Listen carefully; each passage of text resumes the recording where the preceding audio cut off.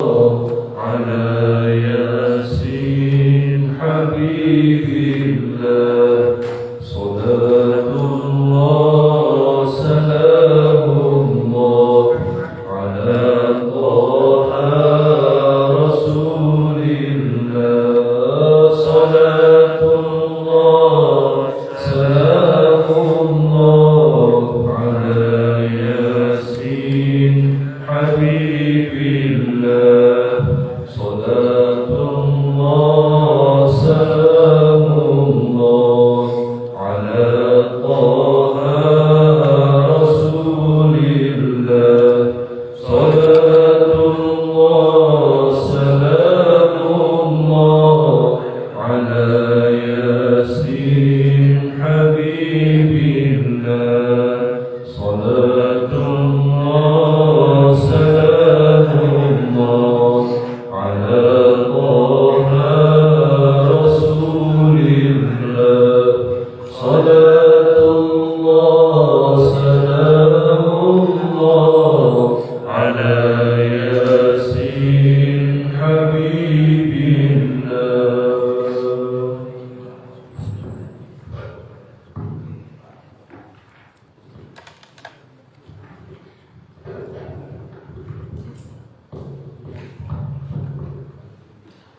Allah. Assalamualaikum warahmatullahi wabarakatuh.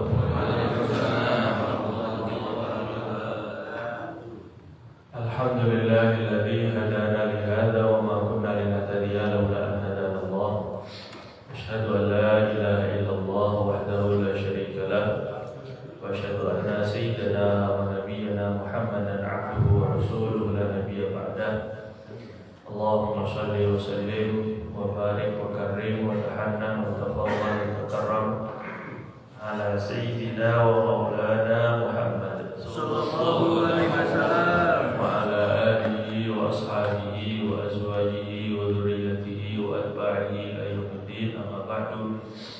Subhanaka la ilma lana illa ma 'allamtana innaka antal alimul hakim wa ma as'alukum alaihi ajra in ajriya illa 'ala Allah alladzi fattarani rabbil alamin. Sebelumnya kita baca suratul Fatihah terlebih dahulu. Tawassul dengan suratul Fatihah dihadiahkan kepada Rasulullah SAW, para keluarga kita, seluruh para nabi-nabi dan rasul, dan juga seluruh para sahabat Nabi, orang-orang soleh, para ulama, para syuhada, khususnya yang sudah mendahului kita, dan wabil khusus kepada orang tua kita, guru-guru kita, dan keluarga kita yang telah mendahului kita. Juga kita hadiahkan untuk pengarang, penulis Asy-Syama'il Al-Muhammadiyah, kitab yang akan kita baca, Imam Tirmizi, Imam Abu Isa Muhammad bin Isa At-Tirmizi. Juga dengan seluruh sanak famili kita, seluruh kaum muslimin wal muslimat. Semoga Allah Subhanahu wa taala mengangkat derajat mereka dalam surga. Allah Subhanahu wa taala mengaruniakan kepada kita keberkahan, manfaat ilmu mereka, kesolehan mereka pun tertular kepada diri kita, keluarga kita, keturunan kita, orang-orang yang kita sayangi, dan kaum muslimin dan muslimat. Juga agar Allah Subhanahu wa taala buka hati kita sehingga menerima ilmu-ilmu yang bermanfaat dunia akhirat. Allah kabulkan doa-doa kita, ampuni dosa-dosa kita, terima amal ibadah kita, istiqomahkan kita di dalam agama, dalam kesolehan sampai berjumpa dengan Allah Subhanahu wa taala dalam keadaan husnul khatimah. Allah ridha, Rasulullah sallallahu alaihi wasallam bahagia berjumpa dengan kita. Dan semoga Allah Subhanahu wa taala juga mengkaruniakan kepada kaum muslimin kelapangan, kemudahan, kebahagiaan, keberkahan, serta pemimpin yang amanah, yang adil, yang saleh, serta Allah Subhanahu wa taala menjadikan semua yang kita lakukan ini menyenangkan hati Rasulullah sallallahu alaihi wasallam. Ila hadratin Nabi sallallahu alaihi wasallam. Al-Fatihah. Bismillahirrahmanirrahim.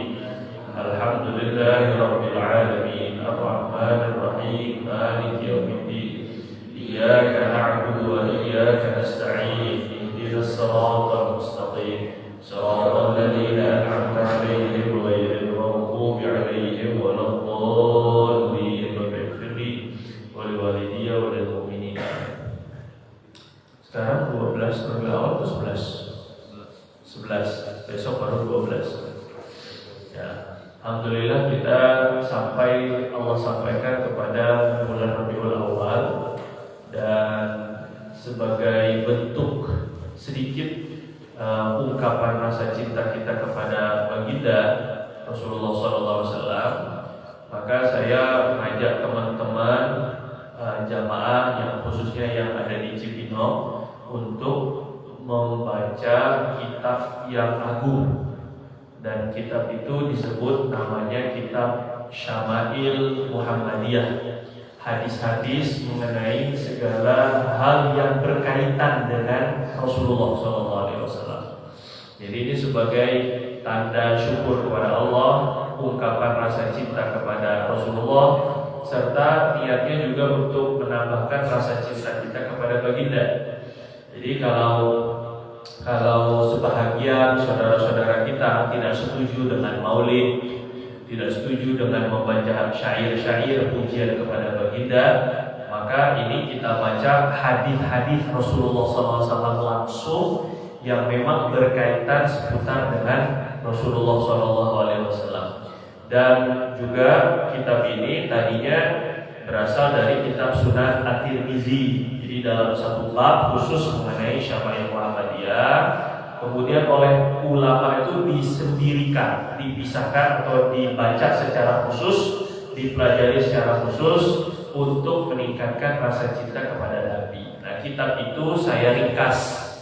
Jadi jadilah kitab yang ada di depan bapak-bapak ini. Jadi minta maaf memang belum diterjemahkan.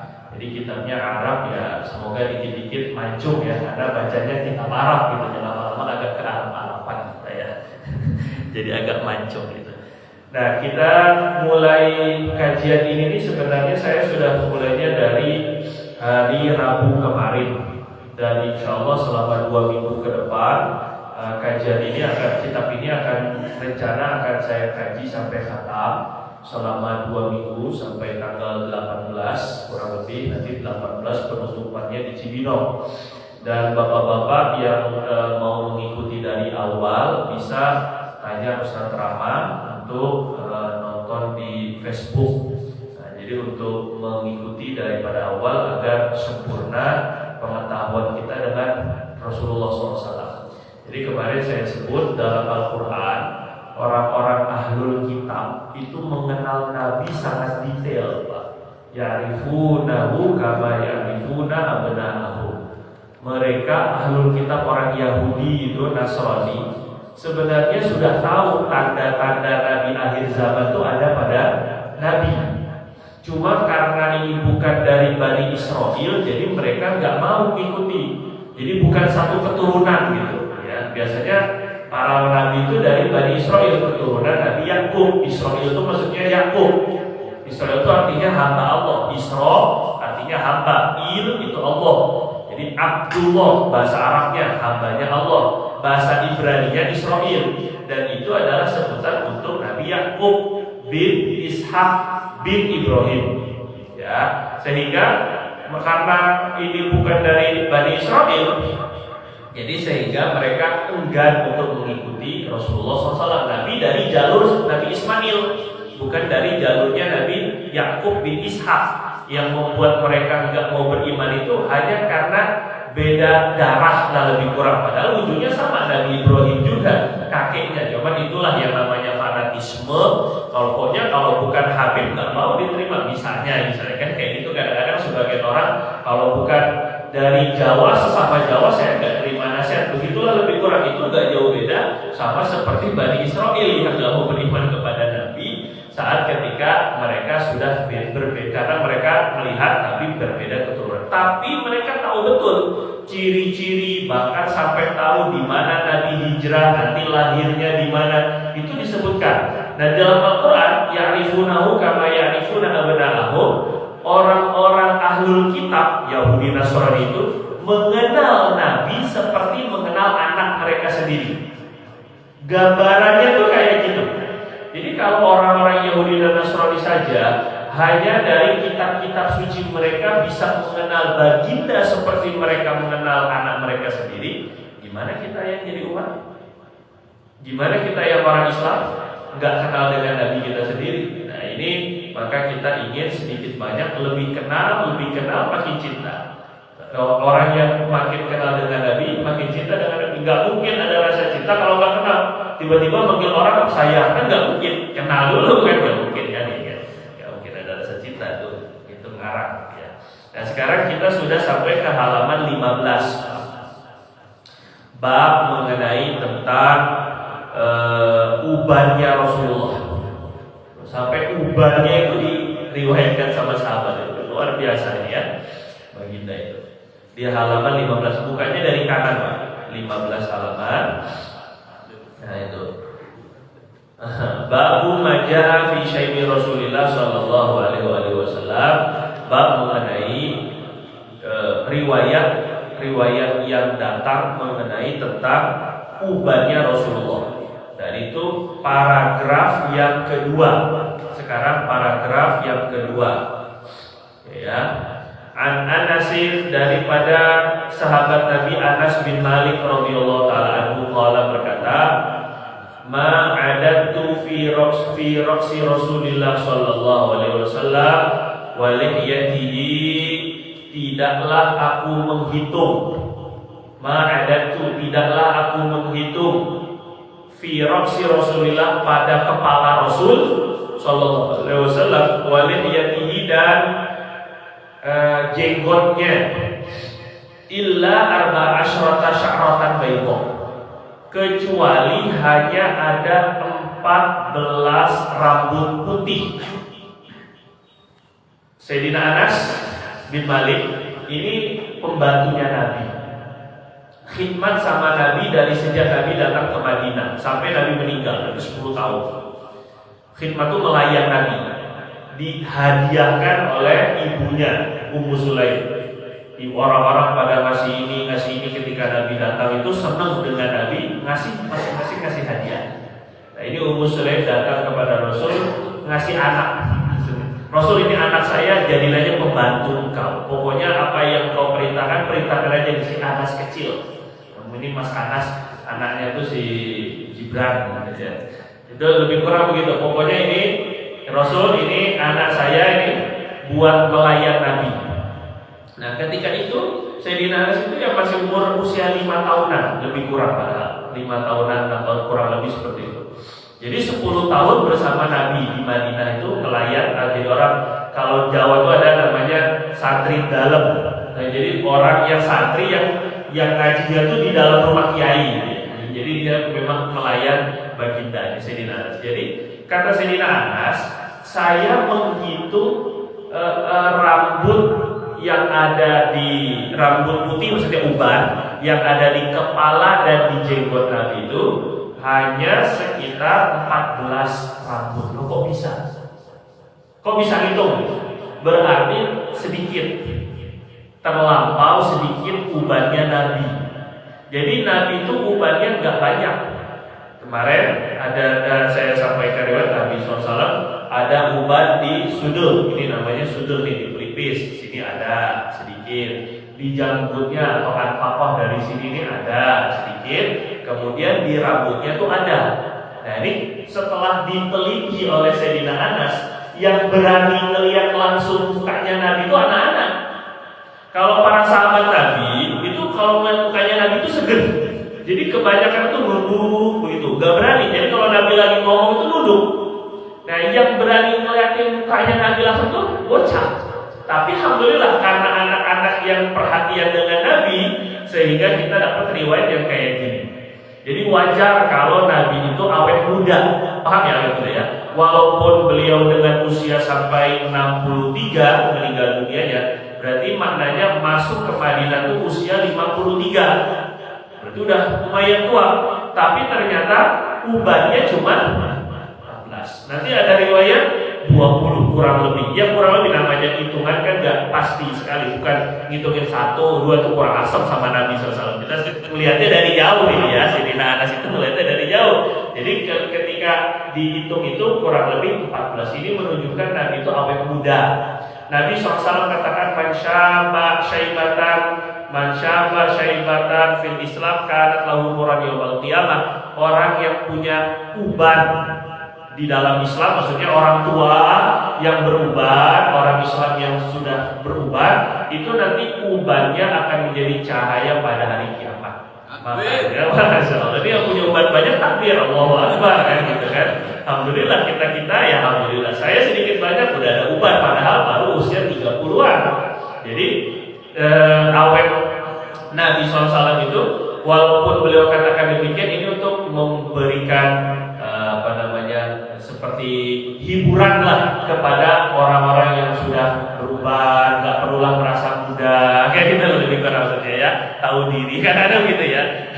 Ini untuk nanti tenang saja, jadi nggak perlu dicabut, nggak perlu merasa malu, karena uban itu akan menjadi cahaya besok di hari kiamat. Itu maksudnya Nabi SAW. Makanya mencabut uban hukumnya sebagian ulama katakan makruh. Mazhab Syafi'i mencabut uban itu hukumnya makruh. Nah, tapi kalau niatnya sebagian ulama katakan, sebagian lain katakan makruh, terlarang kalau niatnya untuk berhias. Tapi kalau dicabutnya karena gatel, kan uban itu gatel ya. Kalau karena ada penyakit ataupun juga rasa risih, bukan untuk berhias, itu tidak makruh. Sebagian ulama katakan demikian. Nah, jadi biar nggak dicabut, maka sunnahnya nanti disemir atau dicatnya tapi dengan bahan yang alami, jangan sampai yang bahan yang menghalang air untuk sampai kepada bulu ataupun juga kepada uban, agar ketika mandi junub, ketika mandi wajib atau ketika wudu, airnya tetap bisa masuk. Terus kemudian wa'an Abdullah bin Umar radhiyallahu taala anhu maqala, dari Sayyidina Abdullah bin Umar bin Khattab radhiyallahu taala berkata, innama, beliau juga masih kecil ketika Nabi masih hidup. Jadi yang meriwayatkan lagi-lagi anak-anak kecil dulunya. Jadi saya nggak terlalu pesimis ketika yang ngaji itu adalah anak-anak. Mungkin yang kita sampaikan 1-2 nyangkut, nanti ketika dia udah dewasa kita udah nggak ada semuanya, dia yang menyampaikan ilmu-ilmu kita. Begitulah di zaman sahabat, yang kecil pun ikut ngaji juga.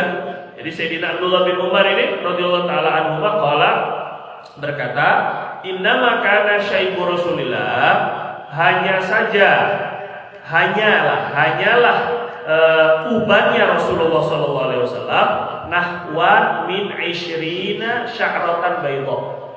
Nahwan sekitar kurang lebih 20 uban, 20 helai aja. Tadi 14, sekarang 20-an. Tetap dikit, Pak, dibandingkan dengan kita, maksudnya gitu ya. Kita satu jengai jenggotnya itu udah ribuan uban kita. Jadi Nabi SAW itu memang awet muda. Allah Subhanahu wa taala bentuk, Allah Subhanahu wa taala urus, dari fisiknya itu sudah terjaga. Ya bagaimana tidak kalau Nabi SAW itu menyentuh kepala anak kecil.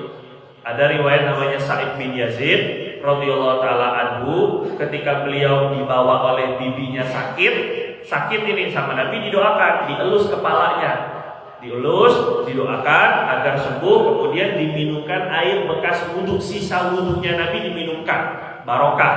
Itu di dalam hadis riwayat Tirmizi ini. Jadi bukan ngada-ngada, bukan bid'ah, bukan dhalalah, bukan kufur.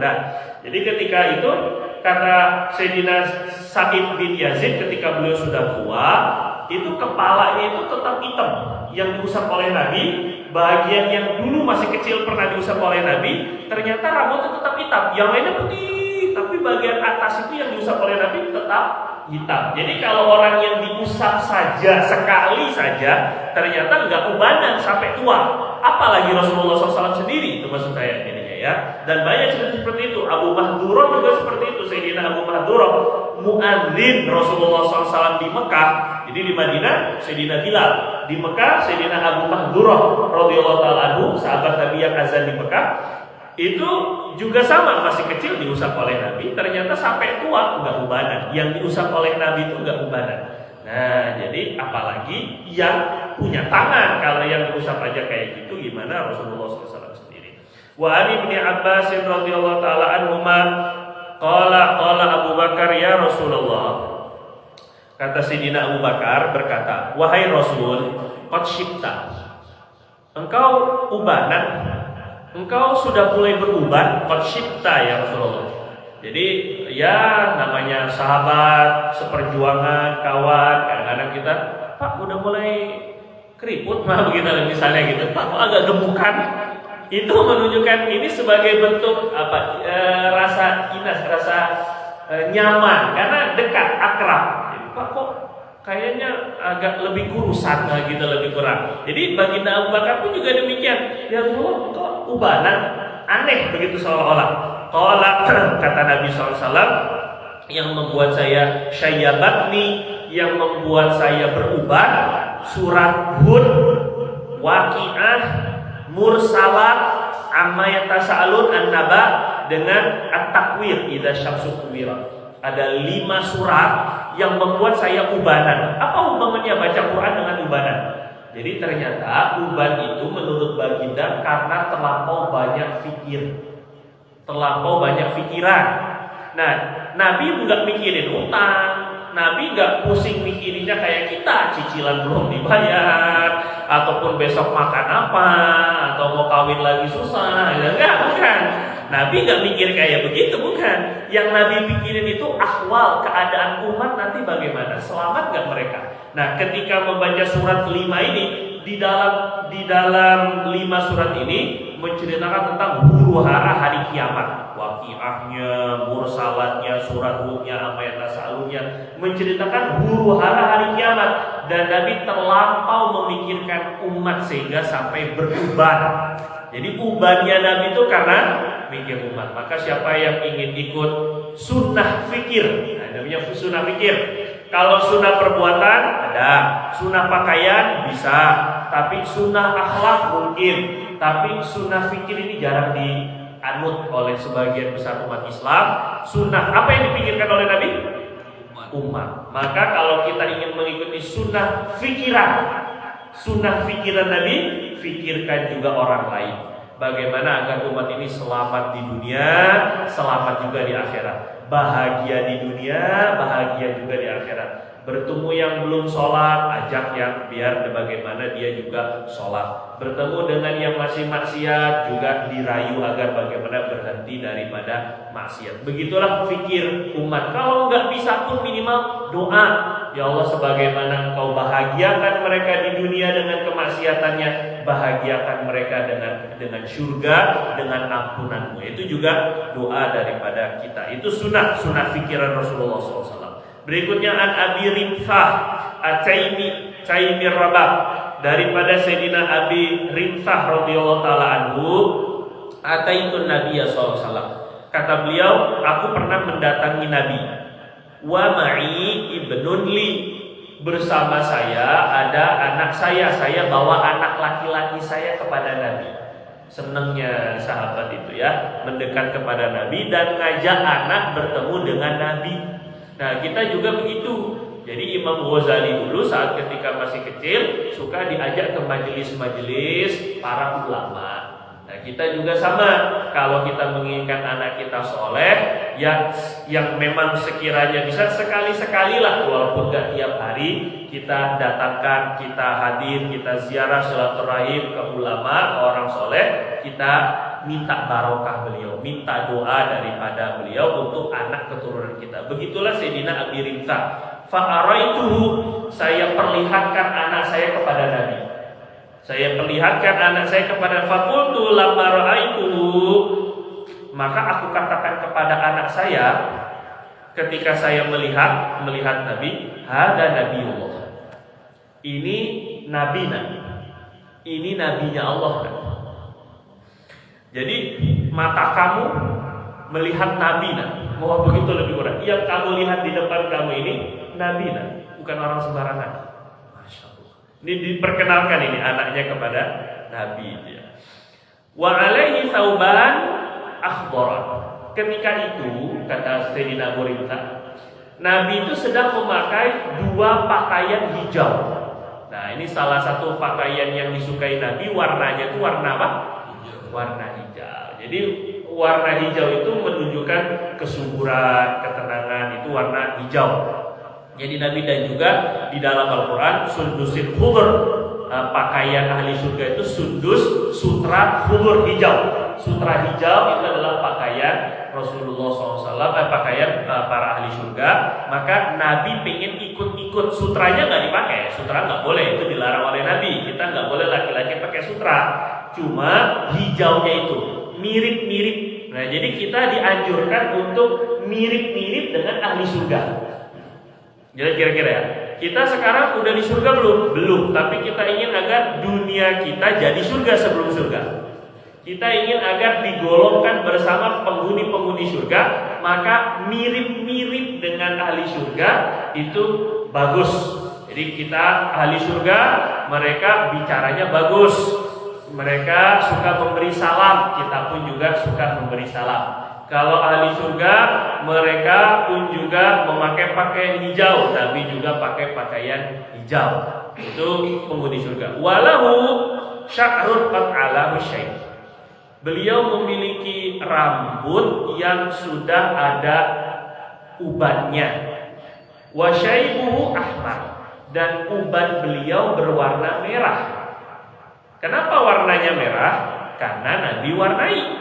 Jadi Nabi SAW mewarnai rambut dengan pacar kuku, itu disebut dengan henna. Pacar kuku itu yang ditumbuk, biasanya yang asli itu kalau ibu-ibu suka ditaruh di kuku. Nah, kita kalau yang punya uban bapak, sunnah untuk kita taruh di rambut. Jadi uban kita warnanya merah bagi yang punya uban. Yang masih hitam, masih muda, nggak usah lah di merah-merahin atau pink warnanya. Kadang ada yang warnanya perak, ada yang warnanya ungu. La ilaha illallah, nggak perlu, itu nggak sama sekali nggak sunnah, bahkan khawatir mengikuti tradisi orang non-muslim atau orang yang fasik.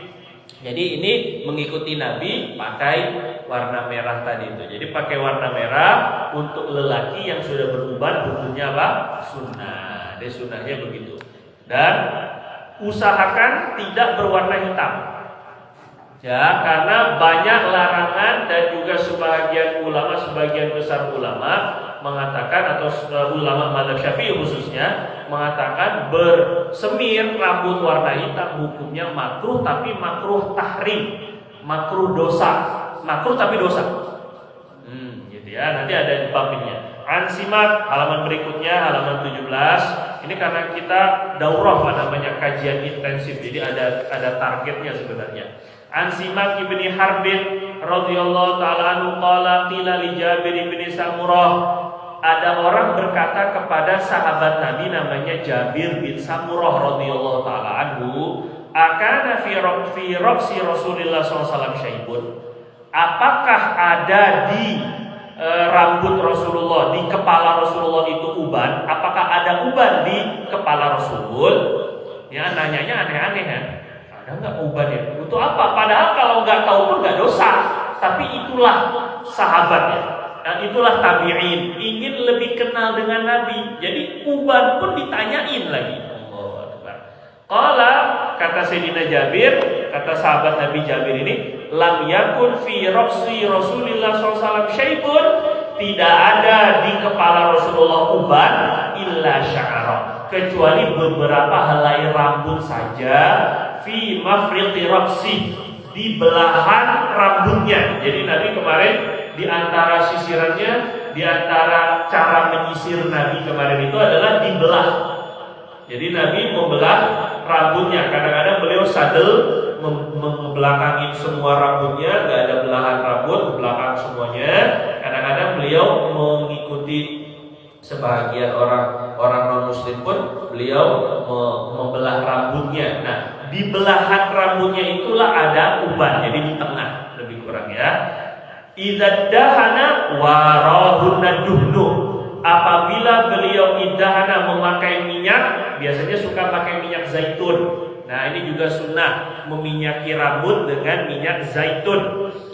Itu kalau menggunakan minyak, maka minyak itu akan menutupi ubannya Nabi Shallallahu Alaihi Wasallam. Jadi lebih berkilau itu karena minyaknya. Karena Nabi kalau pakai minyak rambut itu banyak Pak, diusap semuanya itu banyak, sampai menggunakan namanya tina kemarin itu, yang menggunakan kain yang dilapisi, yang ditaruh di atas kepala, karena habis pakai minyak, di situ beliau taruh di atas kepalanya, baru pakai imamah.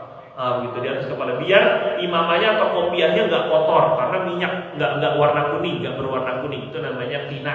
Itu juga sunnah. Jadi kita intinya Nabi itu memiliki uban tapi sedikit, dan ubannya kadang-kadang disemir, kadang-kadang juga seringnya dipakaikan minyak zaitun. Dan ternyata memang salah satu obat untuk ketombean, obat untuk kutu, minyak zaitun. Babu maja'a fi khidhabi Rasulullah sallallahu alaihi wasallam, bab mengenai tentang semir rambut Rasulullah SAW. Khidhab, semir rambutnya Nabi. Jadi Nabi bersemir apa enggak?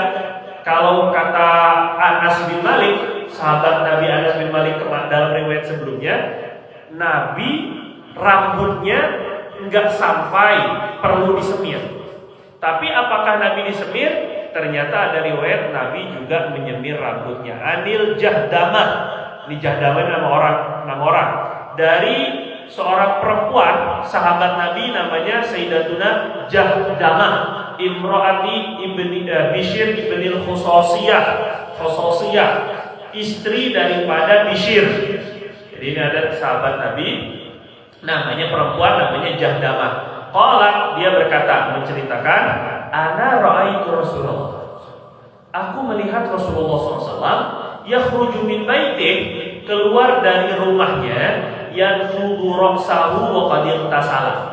Yanfudu ra'sahu, menyibakkan air dengan tangan. Jadi kalau kita habis mandi, terus kemudian atau habis wudu misalnya, tapi nggak pakai handuk, kan airnya netes-netes, terus kita bersihin pakai tangan, menyibakkan apa namanya ini? Gini. Nah, itu bahasa Arabnya yanfudu. Apa namanya yanfudu? Menyepretkan bahasa apa ya? Mengibaskan, ya bolehlah gitu. Jadi karena rambut beliau kan panjang, gondrong, jadi ketika wabadir tasalah dan beliau habis mandi, jadi rambutnya itu dan nggak pakai handuk, jadi beliau ambil air pakai tangan, dibersihkannya airnya bekas biar nggak terlalu basah banget, itu pakai tangan sisa-sisanya. Nah itu Nabi SAW keluar rumah habis mandi dengan cara seperti itu, mengeluarkan airnya, mengibaskan air dengan tangan.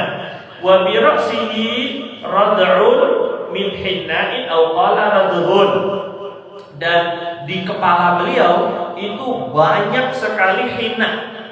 Bekas hina tadi itu, bekas pacar kuku ataupun semir rambut hina yang sudah ditumbuk, sudah jadi cairan, itu banyak sekali di atas kepala beliau bekas hina, bekas pewarna rambutnya.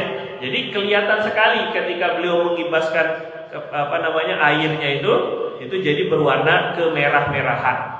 Itu bentuk Nabi menunjukkan Nabi SAW menggunakan apa? Hina. Jadi yang punya, nah ini nanti Pak Galih, nah ini kan Pak Fahmi kan, itu mulai dikit-dikit wah jadi warna merah keren itu kan jadinya kan, menyala-nyala ini kan kayak Habib Umar kan gitu lebih keren. Jadi kasih pacar gue di gini-gini sedikit, nanti dia warna kuning, nggak lama dia udah warna kuning, sebentar paling 15 menit ataupun juga setengah jam kita jadi warna kuning gitu ya.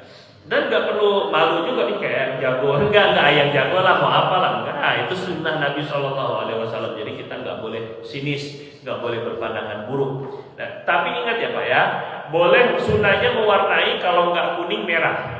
Ini sunnahnya. Kalau nggak warna kuning atau merah, warna-warna selain itu khawatir lebih kepada menyerupai diri dengan orang-orang fasik, para penyanyi rock ataupun Korea dan sebagainya. Jadi menyerupai dirinya dengan orang-orang fasik, apalagi orang-orang non muslim. Nah, jadi kalau warna merah dan kuning Nabi pakai Nabi kadang-kadang pakai warna kuning juga, namanya sobel yasbuh Nabi SAW. Nah, tidak boleh warna hitam tadi ya. Nabi bilang, ada sebuah hadis riwayat Abu Daud kalau tidak salah, kata Nabi, man sawwada syaibahu, man sawwada bil khidab, atau man khadaba bil bisawad, siapa yang menyemir rambutnya atau bulu atau apa semuanya ini, jambutnya, kumisnya dengan warna hitam, sawadallahu wajahahu yaumil qiyamah, nanti di hari kiamat wajahnya hitam. Nah, yang ini yang kita khawatirkan. Jadi karena kita ingin ya mungkin terlihat apa muda dan sebagainya, akhirnya kita semir warna hitam. Nah, itu warna hitam kata Nabi, yang menyemir dengan warna hitam nanti dihitamkan wajahnya di hari kiamat. Makanya ulama katakan hukumnya makruh tapi dapat dosa. Nah, jadi kita khawatir. Jadi jangan warna hitam, ganti dengan warna yang sunnah, mewarnai rambut yang sudah beruban. Babu maja'a fi kuhli Rasulillah SAW. Bab mengenai hadis-hadis tentang kuhli. Kuhli itu artinya memakai celak mata. Nah, ini juga bisa kita amalkan, sunnah untuk kita amalkan. Ani bin Abbas radhiyallahu taala anhuma, dari baginda Nabi sallallahu alaihi wasallam, dari Abdullah bin Abbas radhiyallahu taala anhuma, anna Nabi sallallahu alaihi wasallam qala, bahwasanya Nabi sallallahu alaihi wasallam bersabda, iktahilu, hendaklah kalian bercelak, memakai celak mata, bil ifmid, dengan batu ifmid. Batu ifmid itu ya batu celak mata yang biasanya ada di Mekah itu, yang colok-colok itu biasanya. Nah, itu ifmid, batu-batunya itu dari ifmid ditumbuk kemudian jadi celak mata, itu namanya ifmid. Nah, biasanya dipakai memang untuk celak. Fa innahu, karena kata Nabi, fa innahu yajlul basor, karena sesungguhnya dengan ifmid, bercelak mata dengan ifmid itu akan membuat pandangan mata lebih terang, akan membuat pandangan mata lebih jernih. Nah, ini obat minus, obat plus, obat silinder, obat belekan misalnya kan. Ini obat mata ini, obat mata. Jadi kuhul itu obat mata, celak mata itu obat mata, biar mata kita lebih cerah, terang. Wayun bitu sya'ra, dan menumbuhkan bulu-bulu mata. Coba perhatikan Pak. Nabi SAW nyuruh kita untuk bercelak, dua keutamaannya atau dua yang Nabi SAW janjikan. Yang pertama, matanya lebih cerah, berarti kesehatan. Yang kedua, bulu matanya makin lebat, berarti kecantikan, estetik bahasa sekarang ini ya, kecantikan atau ketampanan. Jadi maknanya kita ini dituntut untuk berhias, laki-laki juga dituntut untuk berhias, Pak. Jadi jangan hanya nuntut istrinya aja yang berhias, tapi laki-lakinya nggak tahu menau, baunya bau rokok, mulutnya bau rokok lagi, keteknya bulunya kemana-mana, la ilaha illallah. Kemudian nggak peduli sama penampilan. Nabi SAW pakai celak, Nabi suruh malah. Jadi kita mengamalkan celak itu mengamalkan sunnahnya Nabi. Yalah nggak kayak kuntilanak tebal begitu ya. Nah, ini kecil sedikit saja, hanya 3 kali kanan, 3 kali kiri. Jadi nggak banyak-banyak. Itu bisa menumbuhkan bulu mata. Jadi maknanya Nabi tidak mengapa. Nabi menganjurkan untuk kita berbulu mata lebat. Berbulu mata lebat seperti orang-orang Arab, seperti orang-orang yang bulu matanya lebat, kelihatan udahnya lentik, tebal lagi, itu jadi kelihatan bagus matanya. Nah, juga dari sini nggak mengapa kalau kita menggunakan suatu produk kecantikan atau ketampanan. Kalau kecantikan kan identiknya perempuan ya, produk kecantikan atau produk kegantengan yang bisa membuat kita lebih ganteng. Obat ganteng kalau orang bahasa sekarang ini kan. Misalnya seperti mungkin lotion, mungkin apa, itu nggak masalah karena itu nggak merubah ciptaan Allah. Enggak, karena ada proses. Kalau yang merubah ciptaan Allah itu yang nggak boleh kalau tidak ada proses. Jadi sekali permak operasi plastik misalnya, itu baru merubah ciptaan Allah. Allah itu salah satu bentuk setan menggoda manusia adalah bagaimana kita tidak setuju dengan ciptaan Allah SWT. Allah sudah ciptakan seperti itu, kemudian kita rubah langsung tanpa proses, ini yang haram. Tapi kalau dengan proses perawatan, maksudnya skin caring, perawatan kulit, itu nggak masalah karena ada prosesnya. Sama seperti ini, memakai celak mata, kan nggak pakai celak langsung tumbuh dan tebal, enggak. Yunbitu sya'ar, pelan-pelan akan menumbuhkan dan melebatkan bulu mata. Jadi nggak masalah kalau seandainya ada sebagian mungkin istri kita pakai perawatan, entahlah namanya apa juga saya nggak tahu, serumnya, kemudian nanti ada maskernya, ada apa lagi, ada apa, itu nggak masalah dan itu tidak termasuk merubah ciptaan Allah. Begitupun juga kalau ada orang, berbeda ceritanya kalau ada orang yang sakit, misalnya bibirnya sumbing, terus kemudian pengen dirubah dengan operasi, itu juga nggak masalah karena itu tidak merubah ciptaan Allah, itu hanya memperbaiki keadaan seperti normal.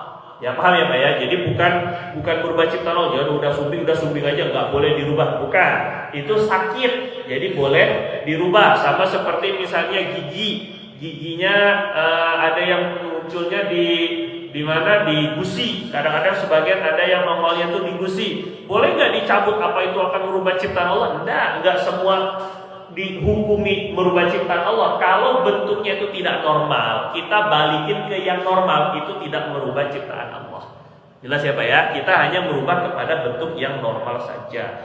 Wa za'ama anna Nabiyya sallallahu alaihi wasallam, kemudian Sayyidina Abdullah bin Abbas juga meriwayatkan, menyampaikan anna Nabiyya sallallahu alaihi wasallam, bahwa Nabi sallallahu alaihi wasallam kanat lahu mukhulah. Nabi itu memiliki botol celak mata. Ismit tadi itu dimasukkan dalam botol. Jadi untuk namanya mukhulah. Beliau sampai punya produk itu tadi, produk celak mata. Yang tahilu minha kullalaila. Kapan Nabi bercelak? Nabi bercelaknya tiap malam. Kullalaila. Setiap malam Nabi jadi pakai celak tuh siang ke malam. Malam ya, skin caring itu skin caring ya. Itu malam siang, malam biasanya. Nabi SAW memakai celak itu setiap malam, salah satan fi hadhihi, 3 kali di mata kanan, wa salah satan fi hadhihi, 3 kali di mata kiri. 1 2 3. 1 2 3. Jadi salah satu fungsinya malam itu sebelum tidur pakai celak, nanti bangun tidur biasanya ada kotoran-kotoran itu keluar. Nah, yang kedua, ketika bercelaknya malam, pagi harinya celaknya tuh udah agak hilang. Jadi nggak terlalu kelihatan banget. Waduh, sangat menonjol sekali, matanya tuh kayak habis ditonjok orang, malah itu bukan pakai celak. Kok kayak terlalu tebal sekali? Karena makainya malam. Jadi paginya udah cuci muka, udah wudhu dan sebagainya, itu sudah agak hilang. Cuma boleh nggak makainya agak siang? Boleh. Karena Nabi dalam riwayat Tirmizi, karena Rasulullah yang tahil wa huwa shaim, Nabi SAW pakai celak mata ketika puasa. Puasa itu malam atau siang? Siang. Berarti maknanya Nabi juga pernah pakai celak matanya siang. Itu boleh. Nah, cuman kalau Syekh Nuruddin melarang kalau laki-laki pakai celak matanya siang, khawatir takut serupa dengan perempuan. Jadi pakai celak matanya malam. Babu maja'a fi libasi Rasulillah. Bab mengenai riwayat mengenai pakaiannya baginda Nabi. Pakaian Rasulullah itu seperti apa? Walaupun begini Pak, yang namanya pakaian ikut adat masing-masing, selama menutup aurat, selama sopan, selama layak, ya, selama halal, bahannya pun juga halal, cara mendapatkannya pun halal, itu nggak masalah. Tetapi yang kita ingin tahu bagaimana Nabi berpakaian, pakaian jenis apa yang Nabi SAW pakai. Dan ulama katakan bahwa memakai pakaian itu, pakaian seperti pakaiannya Nabi, ini tidak lantas jadi sunnah. Namun kalau kita ikut memakai pakaian seperti pakaian Nabi dengan niat ngikut Nabi, pakaiannya sendiri nggak sunnah. Tapi kalau kita niat mengikuti Nabi dengan memakai pakaian seperti pakaian Nabi, niatnya ngikuti Nabi, bukan niat mengikuti adat Arab. Apaan adat Arab? Ya tanpa ada Nabi, Arab nggak ada apa-apanya. Jadi gak usah terlalu alergi dengan adat Arab. Adat Arab itu karena Rasulullah SAW orang Arab saja Allah tentukan orang Arab. Seandainya Nabi itu orang Cina, kita akan ikuti adat Cina. Itu maksudnya. Jadi jangan terlalu sinis dengan adat Arab, karena bagaimanapun Nabi SAW orang Arab. Jadi kita ngikuti bukan Arabnya, yang kita ikuti apanya? Nabinya. Jadi kalaulah katanya ini ada orang yang sok tahu, apa yang pakai gamis? Abu Jahal juga pakai gamis. Kata siapa? Antum pernah tahu, pernah nengok, pernah ketemu Abu Jahal itu kayak apa? Kita itu gayanya kan kayak sok tahu, maksudnya dikira itu pakaian Arab semuanya. Jadi kalaulah sampai Abu Jahal pun, kalaulah benar Abu Jahal, Abu Lahab, Abu semuanya memakai gamis sekalipun, tetap kita bukan ikuti Abu Jahalnya. Yang kita ikuti Rasulullah, karena Rasulullah pakai gamis, kita pakai gamis. Jadi bukan karena kita ini baru pulang haji atau sok ke Araban ataupun juga apa kayak gitu lah, bukan. Tapi karena ngikuti baginda nabinya. An Ummi Salamah, daripada Sayyidatuna Ummu Salamah radhiyallahu taala anha, istri Nabi, qala, meriwayatkan, istri Nabi loh, berarti paling tahu juga kan bagaimana pakaiannya Nabi. Karena ahabbat thiyabi ila Rasulullah sallallahu alaihi wasallam, adalah pakaian yang paling dicintai oleh Nabi. Sekali lagi, ini garis bawahi, ahabbat thiyab, pakaian yang paling dicintai oleh Nabi SAW. Yalbasuhu, yang beliau pakai, al-qamis, gamis. Ya ini gamis yang dipakai. Gamis itu maksudnya pakaian yang dipakainya dari bawah. Jadi nggak ada kancing dari atas ke bawah. Jadi mau nggak mau pakaiannya kan dari bawah. Itu namanya gamis. Kan makainya dari bawah. Loh, dari atas gimana? Dari atas makainya dari kaki.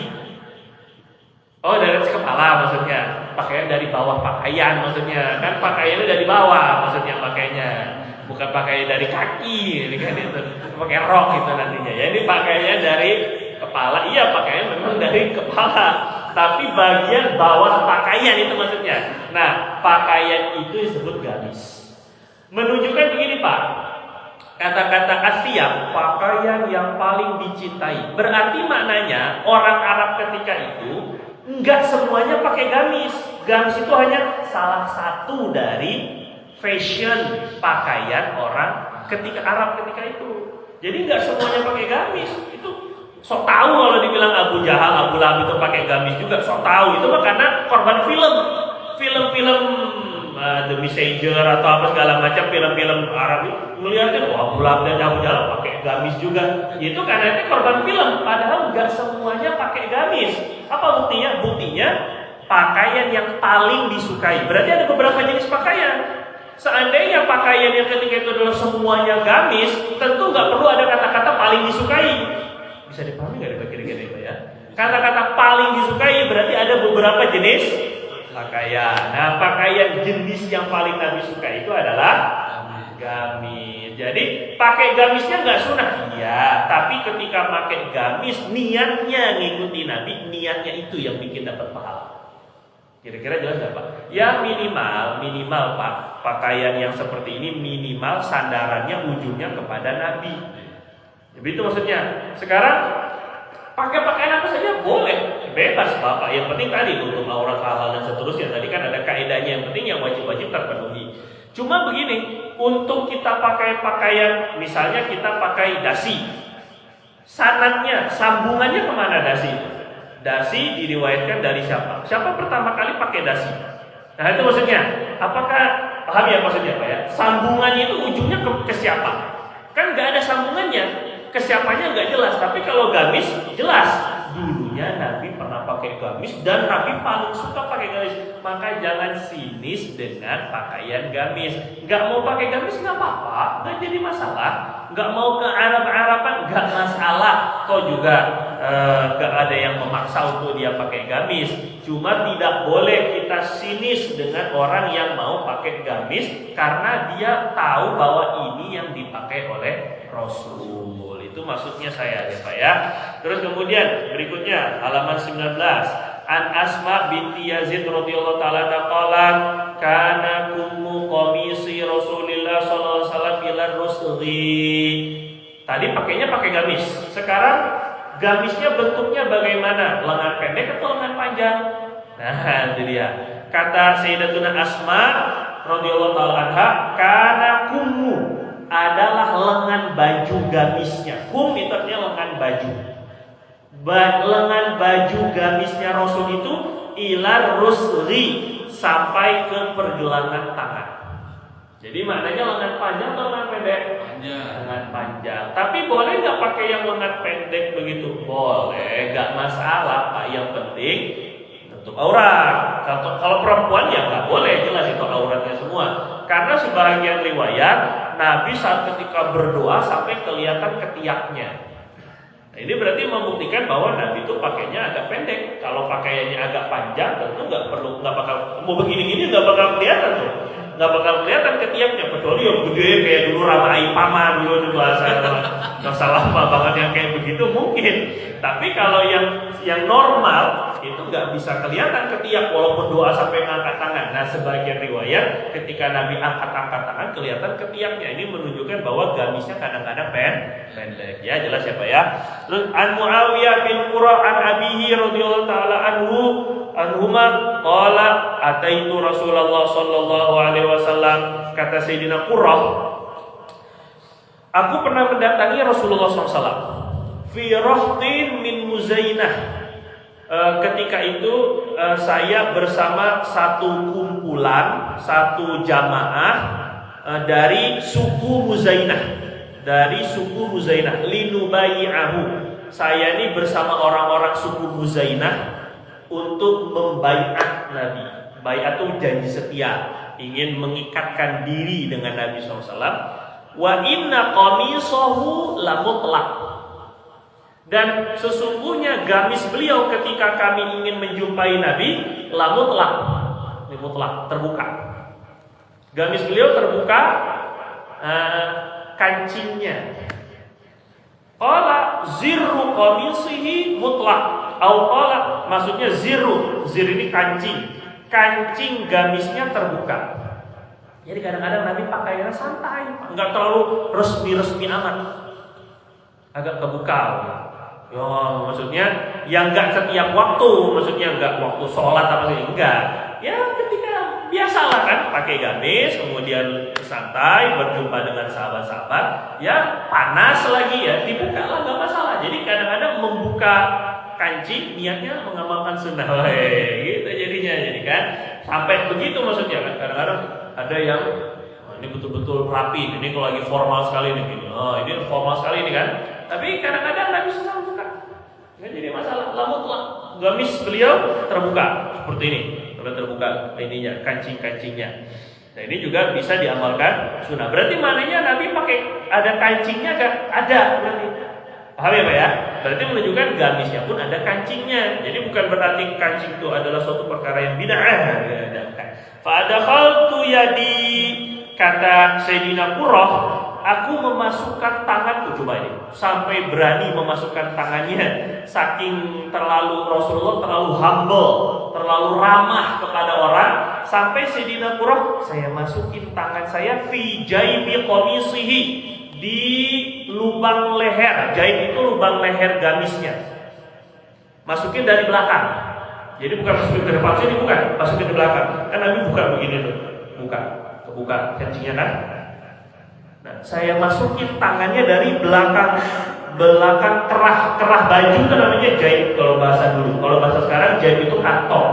Bahasa dulu jaib, bahasa hadis jaib itu ini kerah baju. Saya masukkan tangan saya, famasastu al-khotam. Saya sampai bisa menyentuh khotamun nubuwah. Nabi itu punya daging tubuh sebagai cap kenabian, stempel kenabian. Semua para nabi itu punya stempel kenabian berbentuk daging di belakang sini.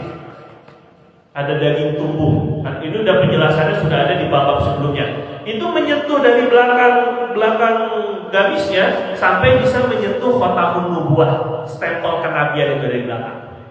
Ini luar biasa. Jadi ingin memastikan kan Nabi cerita, orang-orang cerita bahwa Nabi itu ada stempel kenabian di belakang sini untuk memastikan. Jadi ketika orang Nabi lagi sibuk membaiat orang-orang, maka beliau ke belakang, pegang dari belakang. Oh ya, ada, ini benar-benar Nabi. Lebih kurang begitulah, lebih kurang ya.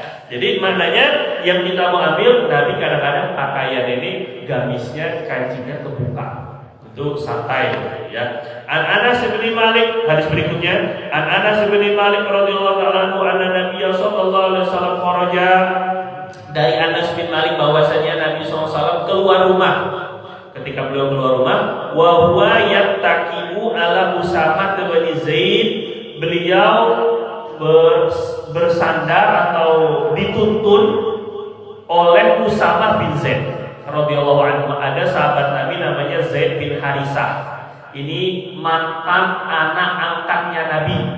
Dulu Nabi SAW mengangkat anak Zaid bin Harisah. Terus kemudian Zaid bin Haritha ini pembantunya Nabi, diangkat anak oleh Nabi SAW jadi anak angkatnya Nabi. Punya anak lagi namanya Usamah bin Zaid bin Haritha, masih kecil. Jadi Nabi dituntun sama anak kecil. Dituntun maksudnya pegangan di pundaknya Usamah bin Zaid. Jadi sambil bawa cucu angkat, kalau ada anak angkat punya anak lagi, berarti cucu angkat lah lebih kurang, sama Sayyidina Usamah. Sambil meluk sampingnya, bahunya, ramah sekali Nabi SAW dengan anak-anak itu ya.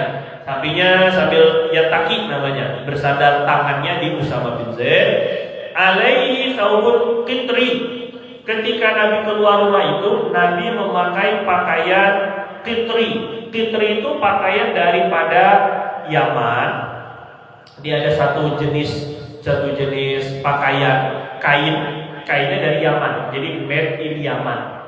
Kalau sekarang kita made in China, made in Eropa, Nabi made in Yaman, kainnya. Thawbun qitri, kain daripada Yaman. Memang dahulu itu orang-orang Arab kan nggak ada pabrik. Mereka yang banyak impor daripada pakaian itu daripada Yaman, daripada luar. Qad tawasyahatihi. Nabi SAW menggunakan kain. Saub itu pakaian itu sini kain, selendang. Tapi menggunakan selendang daripada Yaman, qitri tadi. Terus tawasyah itu begini, kayak seperti menggunakan kain ihram. Nah, ini tawasyah. Melilitkan pakaian beliau dengan kain tadi, dililitkan di atas gamisnya tadi. Jadi begini. Nah, ini sunnah. Kalau kita niatkan mengikuti Nabi, begini juga sunnah. Ini kain daripada Yaman, ini biasanya kayak gini-gini, ini made in China di ujung-ujungnya nih. Kelihatannya aja dari Arab Saudi, ujungnya made in China. Oh, ini made in India. Nah, ini made in, kalau yang ini made in India. Jadi pakai tawasyah begini.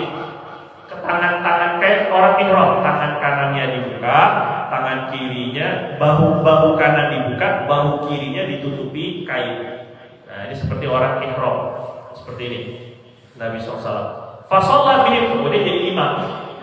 Nah, jadi imam keluar rumah menggunakan ini, bawa anak kecil, pakaiannya begini, kalau lebih kurang dililitkan di bahu. Abi Sa'id bin Al-Khudri, Abi Sa'id Al-Khudri radhiyallahu anhu qala kana Rasulullah SAW, adalah Nabi SAW idza stajadda, apabila memiliki pakaian baru. Idza stajadda thawban, apabila beliau memakai pakaian baru, beliau baru terima pakaian atau baru dapat baju atau baru beli baju, sammahu bismihi, beliau akan menyebutkan pakaian dengan nama pakaian itu. Imamatan, apakah bentuknya imamah? Imamah itu yang dililitkan di kepala, imamah. Au qamisan atau gamis, au ridaan atau selendang, namanya rida. Selendang ini kita sebut apa? Sorban. Nah, ini ridaan juga sunnahnya Nabi, ini juga rida ini. Nah, ini maksudnya menyebut dengan namanya itu gimana? Nabi kalau dapat pakaian baru, Nabi dapat pakaian, misalnya dapat gamis atau beli gamis, maka Nabi akan bilang, alhamdulillah saya dapat gamis. Nabi dapat selendang ataupun beli selendang, Nabi bilang, alhamdulillah yang telah memberi saya rezeki selendang. Jadi disebut atas nama syukur kalau Allah. Amma bi ni'mati rabbika fahadits, sebut nikmatnya Allah SWT. Kalau dapat baru, alhamdulillah saya dapat istri baru, alhamdulillah gitu misalnya. Alhamdulillah saya dapat, Allah memberi saya rezeki mobil baru misalnya. Jadi idza stajada taubat, sebut alhamdulillah. Apabila mendapatkan pakaian baru, beliau akan menyebut dengan nama pakaian itu. Alhamdulillah dapat celana, alhamdulillah dapat kaos, alhamdulillah dapat peci. Begitu lebih kurang Nabi SAW ya. Nikmat sekecil apapun dari Allah. Jadi jangan sampai dilihat kecilnya berapa harganya, enggak, tapi ini dari Allah. Tsumma yaqul, kemudian setelah mengucapkan alhamdulillah tadi, maka baca doa. Dan ini doa ketika dapat pakaian baru, doa ketika kita pakai pakaian. Doanya, Allahumma lakal hamdu kama kasautanihi. Ya Allah, segala puji bagimu sebagaimana engkau kama kasautanihi, sebagaimana engkau memberi saya pakaian ini. As'aluka khairahu, as'aluka khairahu, saya meminta kebaikan dari pakaian ini. Jangan sampai dengan pakaian ini saya sombong, jangan sampai dengan pakaian ini saya riak, jangan sampai dengan pakaian ini saya gatal-gatal misalnya itu ya. As'aluka khairahu, saya minta pakaian kebaikan dari pakaian ini. Wa khairu ma suni'a lahu, dan kebaikan yang dituju, yang dibuat untuk pakaian ini, kebaikan tujuan pakaian ini gitu ya. Khairu ma suni'a lahu, kebaikan tujuan pakaian ini. Niat pakaiannya apa? Wa a'udzubika min syarrihi, aku berlindung kepadamu daripada keburukan pakaian ini. Wa syarri ma suni'a lahu, dan keburukan tujuan pakaian ini. Jadi kalau pakai pakaiannya dengan niat yang enggak baik, saya minta perlindungan dari niat-niat yang enggak baik. Syarri ma suni'a lahu. Ini doa memakai pakaian. Bapak ini udah ada barisnya, Bapak boleh foto, Bapak boleh tulis, nanti diamalkan. As'aluka khairahu wa khairu ma suni'alah wa a'udzubika min syarrihi wa syarri ma suni'alah.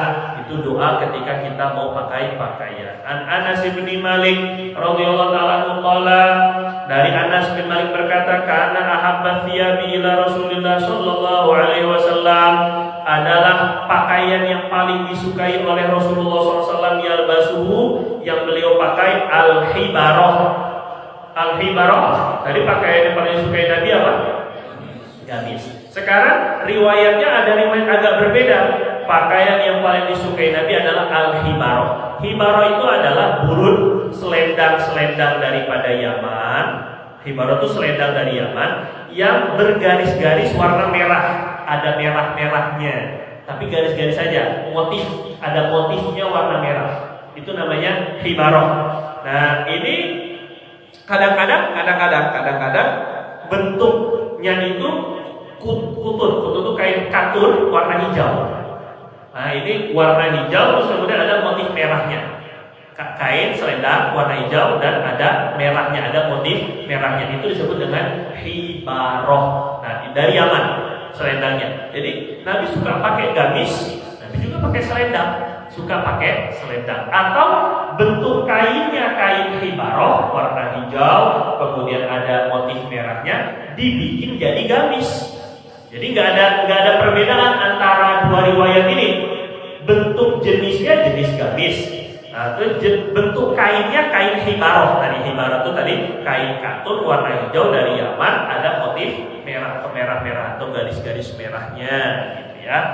Kemudian hadis riwayat berikutnya an Abi Juhaifah radhiyallahu taala anhu qala, kata sahabat Nabi Abu Juhaifah, ra'aitu Nabiyya sallallahu alaihi wasallam, saya melihat Nabi sallallahu alaihi wasallam wa alaihi hullatun hamra. Ketika saya melihat Nabi, saya lihat Nabi di atas badannya memakai sepasang pakaian merah. Nah, ini bukan pesawat merah bukan? Kita jadi Nabi merah lagi, bukan? Nah, ini Nabi SAW pakai pakaian hullah. Hullah itu sepasang pakaian, jadi nggak cuma satu. Kalau namanya hullah, koko, sarung, itu namanya hullah. Satu pasang, atasan bawahan, itu namanya hullah. Jadi Nabi pakai sepasang pakaian, jadi nggak selalu pakai gamis. Kadang pakai baju koko biasa, misalnya pakai baju lah, misalnya pakai baju atasan, bawahnya pakai sarung, begitu. Jadi dua. Kalau gamis kan satu pakaian udah cukup untuk atas bawah. Tapi kalau hullah mungkin juga seperti gamis Pakistan yang sampai paha, biasanya seperti itu, kemudian pakai sarungan bawahnya. Nah, sepasang pakaian Nabi itu ternyata warnanya merah. Ka'anni anzuru ila bariqi saqaihi. Nah, saya melihat ketika Nabi pakai pakaian merah itu seolah-olah saya melihat kemilau, glowing, glowing itu bersinar kedua betis Nabi. Betis Nabi itu putih banget gitu saja. Seolah seperti bersinar dua betisnya Nabi. Maknanya apa? Sarungnya cuma sampai pertengahan betis. Jadi Nabi nggak pakai sarung sampai kedodoran, sampai kaki, sampai nyengser, enggak, sampai betis. Betisnya kelihatan putih. Nah, kata ulama begini, maksud daripada pakai pakaian merah ini bertentangan dengan dalil-dalil lain. Ada sebuah riwayat al-humrah zinatus syaitan. Warna merah itu adalah perhiasan setan. Warna merah adalah perhiasan setan. Jadi karena dia terlalu mencolok dalam pandangan itu terlalu makanya jangan coblos partai merah. Enggak, ini mah dikaitkan aja itu ya. Ini cuma ini maksudnya pakai Nabi bilang bahwa merah itu ada sebuah riwayat merah itu adalah perhiasan apa? Setan. Nah, jadi ketika ulama memakruhkan menggunakan warna merah full. Lalu bagaimana Nabi sendiri pakai pakaian merah? Maka ditakwil, dialihkan maknanya. Merahnya itu hanya motifnya saja. Nah, kata ulama begitu, ditakwilnya tuh gitu. Yang pertama, takwilnya merah yang Nabi pakai itu hanya motifnya doang. Jadi nggak full merah. Yang terlarang itu kalau full merah, seperti pakaian pesulap merah, itu makruh. Betul ini ya, karena full merah. Sengaja lagi warna merah. Sekarang macam-macam. Ada ustaz oranye, ada ustaz hijau, ada ustaz kuning. Wah, orange aja jadi kan. Tapi alam melihat itu, mungkin siasat dakwah lah alam melihat itu, maka nggak masalah itu. Semua berjuang dalam agama Allah Subhanahu Wa Taala. Cuma maksud saya warna merah kalau full merah ini makruh. Jadi jangan pakai yang full merah. Kalau mau pakai yang warna merah pun ada warna lainnya. Nah itu baru nggak makruh. Mungkin ada warna putihnya, ada warna hitamnya, itu nggak makruh. Ini yang pertama. Takwil yang kedua, Nabi menggunakan warna merah ini untuk menunjukkan bahwa memakai pakaian merah nggak haram.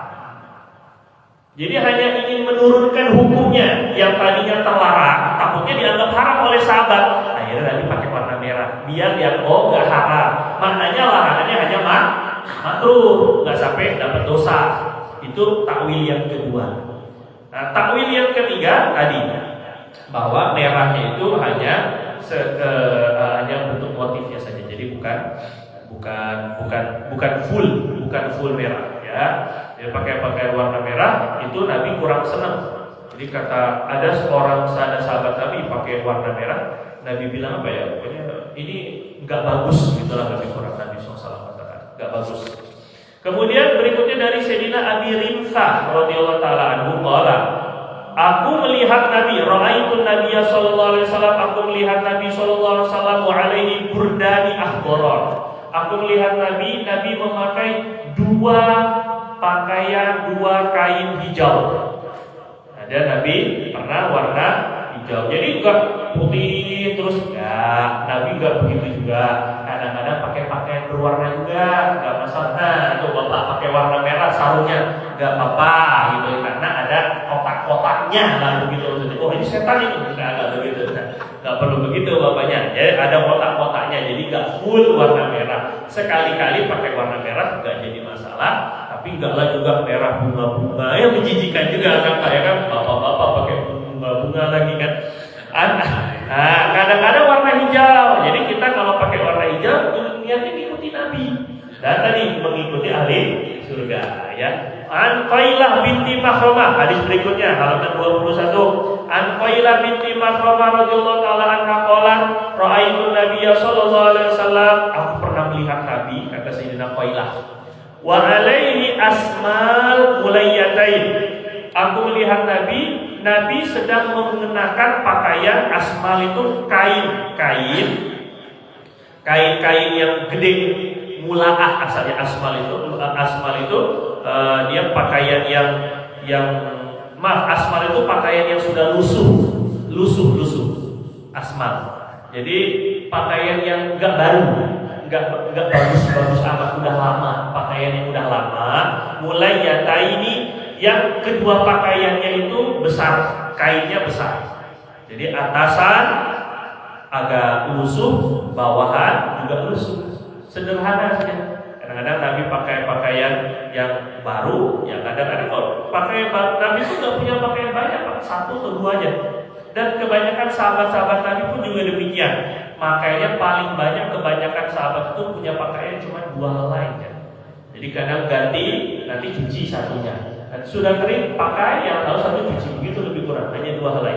Jadi Nabi SAW nggak punya pakaian banyak, nggak kayak kita, lemari, mopo, semuanya pakaian kita. Nabi pakai satu sampai lusuh, mulai ini yang besar menutupi semua badannya. Kanata bizakfaron. Kedua pakaian itu diwarnai. Kalau kita diwarnai dengan zakfaron, berarti warnanya oranye lah ya, kuning kemerah-merahan. Zakfaron itu kuning kemerah-merahan. Kalau Bapak pernah beli teh zakfaron itu ditaruh, terus jadi warnanya agak kuning kemerah-merahan, itu zakfaron. Nah, warnanya Nabi pernah pakai dua kain atasan bawahan yang diwarnai dengan zakfaron, waqad nafadhu, yang karena udah lama jadi warnanya tuh udah agak luntur, sudah agak kurang, jadi gak terlalu berkilau lagi warnanya. Kita habiskan dengan satu bab ini Pak ya. Jadi warnanya agak keoren-orenan. Nah, ini mungkin dari pusat oren ataupun juga ini. Jadi Nabi SAW pernah memakai pakaian yang berwarna kuning, zafaron lah intinya, berwarna zafaron, kuning kemerah-merahan, itu mungkin agak keoren-orenan itu. Tapi sampai lusuh. Jadi udah lama pakaiannya. An Samurah ibni Jundub radhiyallahu ta'ala qala Rasulullah sallallahu alaihi wasallam, Rasulullah SAW bersabda, ilbasul bayat, pakailah pakaian putih khususnya hari Jumat. Kalau dalam kitab-kitab fikih kita disuruh pakai pakaian putih ketika hari Jumat. Nanti ketika hari Id, hari raya, pakai pakaian yang terbagus walaupun bukan warna putih. Pak ya. Jadi pakai pakaian warna putih ini perintah Nabi, sunnah. Pakai putih, sunnah. Habis berisik, putih terus, nggak pernah pakai pakaian lain, yang putih aja. Dengan alasan siap mati maksudnya. Ini menganggap diri ataupun untuk mengingat kematian. Wa ilbasul bayat. Terus fa'innaha, alasan Nabi abhar wa atyab. Karena pakaian putih itu lebih bersih dan lebih bagus. Jadi Nabi suka juga warna putih. Satu warna hijau, ya Nabi pernah warna hijau karena surga, ahli surga. Putih Nabi bilang lebih bagus, lebih putih itu lebih bagus. Kata Imam Syafi'i, memakai pakaian warna putih ini menenangkan pikiran. Lebih tenang, enggak kacau gitu ya. Orang yang sering pakai warna putih itu lebih tenang pikirannya. Wa kafinu fiha mautakum, dan kafankanlah, berilah kafan kepada orang-orang yang sudah meninggal di antara kalian dengan pakaian warna putih. Jadi kalau misalnya kafannya mau warna pink, mau nggak ya, biar cute misalnya, biar lucu gitu, silahkan, boleh, tapi tidak mengikuti sunnah. Jadi nggak wajib menggunakan warna putih, itu nggak wajib, tapi sunnah ya. Maka kita ketika kita sholat pakai warna putih, khususnya hari Jumat pakai warna putih, ini untuk mengingatkan kematian juga kepada kita. Jadi pakai pakaian putih itu untuk mengingatkan kita akan wafat. An Aisyah radhiyallahu taala anha qalat, berkata Rasulullah SAW, jadi jangan ada alasan nanti hari Jumat, tapi kan saya kerja, saya pakai seragam, saya sekolah, saya pakai seragam. Nah, kenapa nggak bawa koko putih? Sebagaimana kita bawa jas hujan. Di motor kita ada jas hujan, bisa bawa. kenapa kita nggak bisa bawa koko putih atau sarung ketika kita sholat Jumat? An Aisyah, dari Sayyidatina Aisyah radhiyallahu taala anha qalat kharaja Rasulullah sallallahu alaihi wasallam zata ghadatin. Rasulullah SAW pernah keluar dari rumah pada suatu pagi, zata ghadat, suatu pagi keluar. Jangan ngedon aja di rumah ya, pagi-pagi keluar. Wa alaihi mirqun. Nabi SAW di atas beliau memakai mirq. Mirq itu kisah tawil wasir, kain yang lebar panjang. Nabi menggunakan baju atau pakaian, di antara pakaian Nabi itu mirq, selendang yang gede, luas dan panjang. Min sya'ar, daripada bulu.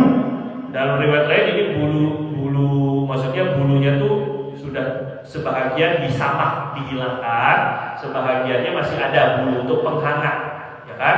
Aswad, berwarna hitam. Nah, jadi Nabi juga pernah pakai kain warna hitam, pernah nggak? Pernah juga. Nah, itu dia. Jadi pernah juga. Jadi warna hijau pernah, warna oranye agak kuning kemerah-merahan pernah, pakai warna agak corak merah pernah, warna putih memang perintah Nabi. Jadi kadang-kadang Nabi berwarna juga.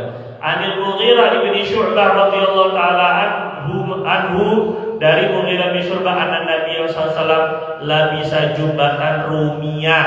Nabi memakai jubah Romawi. Romawi kalau dulu, kalau sekarang Turki, Itali, ya Eropa, Romawi. Jadi Nabi pernah pakai pakaian jubah Romawi. Dhayiqatul kumain, yang sempit lengan bajunya. Jadi sebagian lengan baju ada yang dikencingin ya. Nah, ini sempit lengan bajunya. Sampai kalau Nabi mau wudu itu nggak bisa disiksikan, nggak bisa dibuka, harus dibuka. Jubah. Kalau jubah itu yang belah, yang di depannya itu belah. Jadi pakainya kayak coat, kayak jas. Jubah. Jadi Nabi juga pernah pakai jubah. Dia pakai ulama-ulama dan suka pakai jubah. Jubahnya jubah belah di depan, namanya jubah. Daripada mana? Romawi. Berarti maknanya kita pakai made in Amerika boleh nggak? Boleh. Nabi aja pakai jubah Romawi. Berarti maknanya kita boleh pakai pakaian yang dibuat oleh non-Muslim. Itu maksudnya. Karena jubah Romawi. Yang penting tadi ada standar-standar yang kita penuhi. Dhayiqatul kumain, sempit ininya. Jadi kadang-kadang ada yang senangnya tuh pakai yang ada kancingnya. Ini juga bisa diniatkan untuk ikut Nabi. Sempit ininya, lengan bajunya. Sampai Nabi itu kan dulu nggak pakai kancing. Kalau dulu Nabi sempit emang sempit. Jadi kalau mau wudu harus dibuka dari luar, dari dalam, baru wudu. Jadi nggak bisa dising-singkan karena memang sempit. Ini beberapa riwayat-riwayat tentang pakaian-pakaian Nabi. Jadi nanti setelah ini kalau Bapak menggunakan kita sudah tahu, maka kita niat untuk amal dan sampaikan. Ketika kita memakai pakaian putih, niat ikut pakaian Nabi.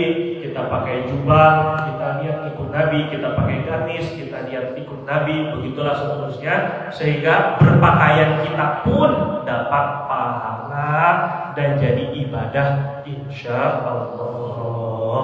Wallahu ta'ala a'lam bishawab. Ada pertanyaan Pak? Ada 8 menit. Masya Allah, semangat sekali ya. Yang tua oh sama tuannya. Sweet kalau gitu ya. Ya. Assalamualaikum warahmatullahi wabarakatuh. Waalaikumsalam. Untuk masalah baju ini, di lemari kita itu sangat banyak banget. Allah. Ini penanganannya seperti apa yang sesuai dengan sunnah Rasulullah Sallallahu Alaihi Wasallam. Ya, jadi pakaian Nabi itu tadi kita sebutkan tidak banyak, dan kebanyakan itu jadi kalau kita mau ngikut seperti baginda Nabi, pakaiannya hanya 2 atau 3. Selebihnya sedekah. Jadi kalau dapat baru atau baru beli lagi, keluarin. Jadi sehingga ya setidaknya meringankan hisab kita. Kalau kita nggak bisa 3 pun, ya yang seperlunya. Misalnya warna tadi ada hijau satu ada satu pasang misalnya. Biru udah ada, merah udah ada, ataupun juga oranye udah ada. Nah, berarti yang lebih-lebih daripada itu, kira-kira udah lama nggak kepake ataupun kita juga agak kurang suka, tapi masih bagus bajunya, berikan kepada orang lain. Gitu. Itu lebih manfaat dan itu akan mensedikitkan hisab kita di hari kiamat, insya Allah. Ya.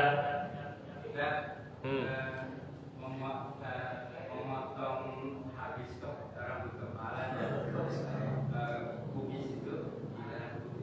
Memotong gundul maksudnya? Ya, kan gini ya, teman saya ini kan kebetulan Abri. beliau itu kan setelah itu jadi sama. Ini kan tinggi sudah tinggi kayak nabi yang rambutnya banyak, tapi nggak bisa kan? Kalau satpam tuh emang nggak boleh ya? Ya kan nggak boleh gondrong. Kalau nggak boleh gondrong ya. Ya jadi begini Pak. Pengen juga seperti Nabi rambutnya gondrong. Ada sebagian ulama seperti Habib Abdullah bin Alwi Al-Haddad yang menyusun Rotib Al-Haddad, wali, kata beliau, saya sudah mengamalkan semua sunnah-sunnah Nabi. Sepanjang hidup berusaha mengamalkan sunnah-sunnah Nabi, walaupun sekali, 2 kali, pokoknya pernah saya amalin sunnah-sunnah Nabi, kecuali satu saja yang belum, gondrongin rambut. Nah itu maksudnya, kata beliau tuh begitu, menggondrongkan rambut. Tapi akhirnya ketika di akhir usia rambut beliau gondrong. Nah jadi ujung-ujungnya bisa juga mengamalkan itu di akhir usia. Jadi niat saja dulu. Kalau sekarang terbentur dengan pekerjaan seperti kan polisi, tentara, nggak boleh pakai jenggot kan. Memang, tapi udah tahu fadilah jenggot, Nabi SAW kata pakai janggut tebal dan sebagainya, nggak apa-apa. Kalau yang penting niat aja dulu, karena terbentur dengan profesi dan pekerjaan nggak masalah. Nanti di akhir usia pokoknya saya niat akan punya janggut nantinya, insya Allah tetap dapat pahala. Adapun menggundul, Sayyidina Ali pun gundul, jadi nggak jadi masalah. Maksudnya gundul itu nggak seperti kita sekarang ini, nggak masalah. Potongan seperti biasa.